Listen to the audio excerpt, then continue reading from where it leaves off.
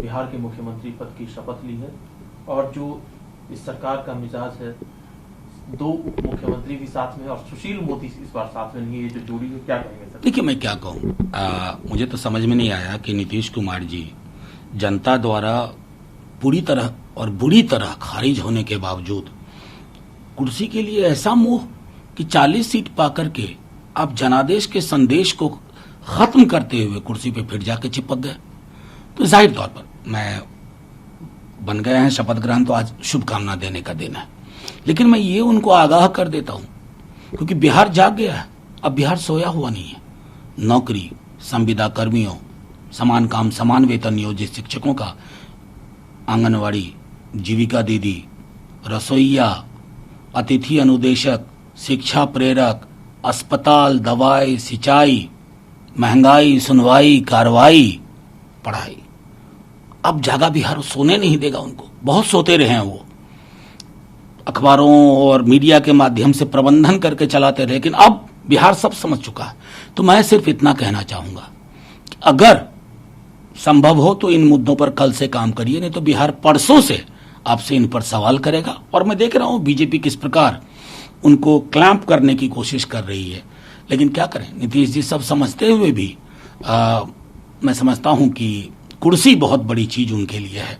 वो कुछ भी त्याग सकते। 17 में मैंडेट को डकैती करके वहां पहुंचा दिया और इस बार जनादेश को शासनादेश से बदल दिया, लेकिन ये बहुत दिन चलेगा नहीं। तो जो जगदानंद सिंह कह रहे हैं आरजेडी के प्रदेश अध्यक्ष, उन्होंने रॉबरी की है जो लोगों के मैंडेट का, या रेप किया है पीपल मैंडेट का, तो ये हम देखिए, मैं मानता हूँ रॉबरी, बाकी जो उपमा है वो उचित नहीं है उपमा, लेकिन ये मानते हैं कि अगर आप ये देखिए कि 40 सीट पर आप पहुंच गए, पूरे बिहार ने आपको खारिज कर दिया, उसके बाद भी आप मुख्यमंत्री बन रहे हैं, मुस्कुरा रहे हैं और बिहार परेशान है। मैं तो आपसे आग्रह करूंगा, आपका बहुत बड़ा नेटवर्क है पूरे हिंदुस्तान में, बिहार में कहीं भी किसी युवा से पूछ लीजिए तुम खुश हो इस सरकार से, संविदा कर्मी से पूछिए तुम खुश हो इस सरकार से, जीविका दीदियों से पूछिए आप खुश हैं इस सरकार से, वो आपको बता देंगे कि मेरी सरकार है ही नहीं। लेकिन सर, शुभकामनाएं दी है ट्विटर के जरिए, आप ही शुभकामना दे रहे हैं। जब ये एक लोकतंत्र का एक ये चलन भी, रिवाज भी है कि हार जीत हो लेकिन शुभकामना दी जाती, फिर बाइकआउट क्यों किया गया कांग्रेस और आरजेडी की तरफ से? सिर्फ कांग्रेस आरजेडी नहीं, पूरा बिहार।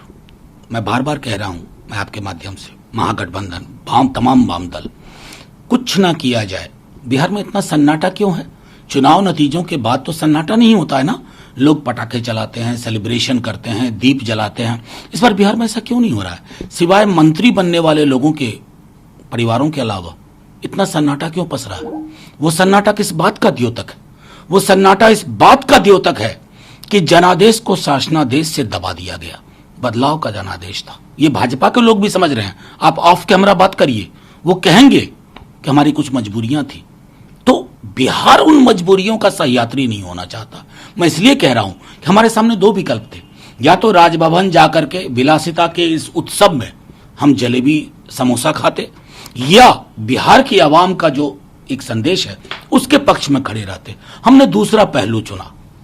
सब लेके आ गया है, उसके बाद से दो सहयोगी दल महागठबंधन के आमने सामने है। मुख्य जो दल महागठबंधन का आरजेडी और कांग्रेस। आरजेडी के नेता शिवानंद तिवारी जी कह रहे हैं कि जिस समय में फुल स्विंग में इलेक्शन था, राहुल गांधी छुट्टियां मना रहे थे, इधर उधर घूम रहे थे, ये उन्होंने आरोप लगाए हैं। देखिए, मैंने पहले ही कह दिया था, आज कल सुबह से ये बात मैं लगातार दोहरा रहा हूं कि हमारी पार्टी भारतीय राष्ट्रीय कांग्रेस, सीपीआई, सीपीएम और सीपीआई-एमएल, हम एक खूबसूरत सिनर्जी के साथ लड़े, बेहतर कोऑर्डिनेशन के साथ लड़े, 243 सीटों पर लड़े, मुद्दों को जिंदा कर दिया, बिहार जग गया।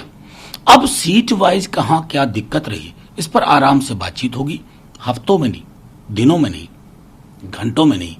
मैं समझता हूं, इसलिए मैंने कहा कि ये उनका निजी बयान है। जैसे बीजेपी के कई नेता बयान देते हैं, निजी बयान, जदयू के नेता बयान देते हैं, इवन कांग्रेस के नेता बयान देते हैं, हम उनको आधिकारिक बयान नहीं मानते।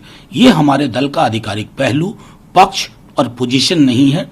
हां, दूसरी तरफ से भी जब कांग्रेस के साथियों ने कहा तो मैंने सिर्फ इतना कहा कि बेहतर प्रतीक और उपमा का इस्तेमाल करिए। राजद ने स्पष्ट कर दिया ये उनकी निजी राय थी। जी, जो कांग्रेस की आप बात कर रहे हैं, शक्ति सिंह गोहिल ने पर आरोप लगाया कि वो अपना स्टैंड बदलते रहते, पहले पार्टी उन्होंने बदली समय देखिए, समय मैं कह रहा हूँ शक्ति सिंह गोहिल भाई से ये आग्रह करूंगा कि आपने पार्टी का पक्ष आज सुबह 8:30 बजे से देख लिया, 10 बजे से पार्टी ने क्लियर कर दिया। उसके बाद इस तरह की उपमा और प्रतीकों का इस्तेमाल उचित नहीं है। बहुत पुराने रिश्ते रहे हैं। लालू जी सोनिया जी के साथ तब खड़े थे जब कांग्रेस के नेता लोग भी हिचकिचा रहे थे। इस रिश्ते की बुनियाद इतनी पुख्ता है, मैं समझता हूं कि विश्लेषण करने को हम आराम से बैठ करके विश्लेषण कर सकते हैं, लेकिन इस तरह के प्रतीक और उपमा के लिए कोई जगह नहीं होनी चाहिए। सर, कांग्रेस के या कांग्रेस को 70 सीटों पर लड़ने के बाद जो नतीजे आए, कुछ नेताओं में निराशा या हताशा देखने को मिल रही है। कपिल सिब्बल ने कहा है कि इस तरह की परफॉर्मेंस के बारे में उनके पास शब्द नहीं है और वो सिर्फ इतना ही कह सकते हैं कि एज यूजुअल बिजनेस है ये। मैं तो सिर्फ इतना कहूंगा, कोई भी नेता जो प्रतिक्रिया दे रहे हैं, एक एक सीट उठाएं, वहां क्या हुआ, क्या होना चाहिए था, ये एक गंभीर विश्लेषण का विषय है। अंक और उसको लेकर के सिर्फ बात करेंगे तो बात नहीं बनेगी। सामाजिक समीकरण, क्या आग्रह था, कैसे होना चाहिए था, क्या हुआ, क्या बेहतर हो सकता था, ये बहुत गंभीर विषय है। सर, एक मुद्दा हुआ, बीजेपी के नेता सीटी रवि, उन्होंने ट्वीट करके कहा है कि स्वामी विवेकानंद जो भारत का एक आइडिया है उसके साथ खड़े थे, उनकी फिलॉसफी जो है वो भारत को मजबूत करने की थी, तमाम बातें उन्होंने कही है। लेकिन उनका ये भी कहना है कि जवाहरलाल नेहरू विश्वविद्यालय जो है इसका नाम बदल करके स्वामी विवेकानंद यूनिवर्सिटी हो जाना चाहिए, ताकि ये कुछ ये कौन है साहब, न जाने कौन है। उनको पता होगा कि ये बोलेंगे तो ये मुद्दा बनेगा, इस पर क्रिया प्रतिक्रिया आएगी। जवाहरलाल नेहरू और स्वामी विवेकानंद को समझना है ना तो डिस्कवरी ऑफ इंडिया पढ़ लीजिए। पढ़ते नहीं हैं आप लोग, पढ़ भी नहीं सकते, आपकी समझ ही नहीं उतनी। आप तो 15-20 पन्नों की जो किताब व्हाट्सएप यूनिवर्सिटी प्रोवाइड करता है उस पर बात करते हैं। बहुत खूबसूरती से जवाहरलाल नेहरू जी ने डिस्कवरी ऑफ इंडिया में सब कुछ का जिक्र किया, और विवेकानंद जी को पूरा पढ़ लेंगे ना तो शायद समझ नहीं पाएंगे। विवेकानंद जी कबीर की तरह थे, कबीर को संभाल नहीं पाएंगे आप लोग। तो ये व्हाट्सएप यूनिवर्सिटी के ज्ञान पे अल्ल बल्ल कुछ बक करके मत निकल के आ जाए कीजिए। सर, डीसी के चुनाव होने हैं और कई पार्टियों ने हाथ मिलाया है, कांग्रेस, पीडीपी, नेशनल कॉन्फ्रेंस, लेकिन बीजेपी का आरोप है कि जो पाकिस्तान के पक्ष वाले लोग हैं या एंटी इंडिया कंट्री के जो पक्ष वाले लोग हैं, देश वाले लोग, उन्होंने ये गुपकार अलायंस किया है। दूसरी तरफ महबूबा मुफ्ती का कहना है कि बीजेपी जो है जम्मू कश्मीर में लोगों को बांट करके अपनी राजनीति को आगे बढ़ाना चाहती है। ये दो चीजें हैं। मैं तो सिर्फ इतना कहूंगा, महबूबा जी के साथ सरकार किसने बनाई थी? बड़ी खूबसूरत सरकार। वो जो आर्किटेक्ट महोदय थे, कहाँ नाम, राम माधव जी, कहा था कि हिंदुस्तान के इतिहास में पहली बार ऐसा अभूतपूर्व हो रहा है। जाने कहाँ चले गए वो लोग, क्या हो गया जम्मू कश्मीर में? साहब, आईना रखा कीजिए, जब कभी दूसरों पर तबसरा कीजिए, सामने आईना रख लिया कीजिए। सर, काफी चर्चाएं होती है, विदेश मंत्री जयशंकर साहब ने कई बातें कही। उन्होंने कहा कि हमारा कोई मतलब नहीं है आतंकवाद से। ये जो धारणा थी 9/11 का जो हमला था 9/11 का, उसके बाद ये धारणा बदली। साथ में उन्होंने टेरर फाइनेंसिंग का, जो साइबर रिक्रूटमेंट होती है, इन तमाम चीजों का जिक्र करते हुए कहा कि ये एक चुनौती है जिससे साझा तौर पर लड़ना होगा। आप किस तरह देखते हैं? बिल्कुल साझा तौर पर लड़ना होगा, लेकिन ये शब्दों से नहीं होगा ना। मैं तो 7 साल से, ये 6 साल से यही सुन रहा हूं। कुछ जमीन पे तो उतारिए, या सिर्फ रेटोरिकल स्टेटमेंट।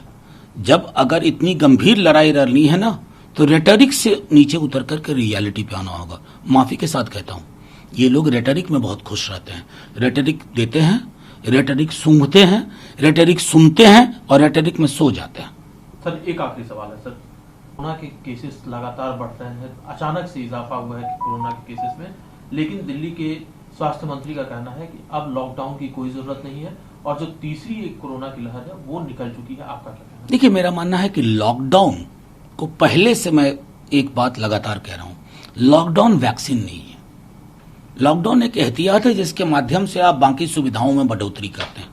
अभी भी दिल्ली के समक्ष वो बड़ी चुनौती है, सुविधाओं में बढ़ोतरी कीजिए, हॉस्पिटल बेड्स बढ़ाइए, एहतियात पे जोर दीजिए। लॉकडाउन क्या करेगा? कुछ समय के लिए रोक देगा। लॉकडाउन, वो एक तरह से, वो लॉकडाउन अपने आप में एंटीबॉडी जनरेट नहीं करता है। वैक्सीन नहीं बना देता, दवाई नहीं दे देता। ये हम लोगों के अंदर गलतफहमी है। मैं समझता हूं लॉकडाउन छोड़िए, बाकी एहतियात लीजिए, वो ज्यादा गंभीर।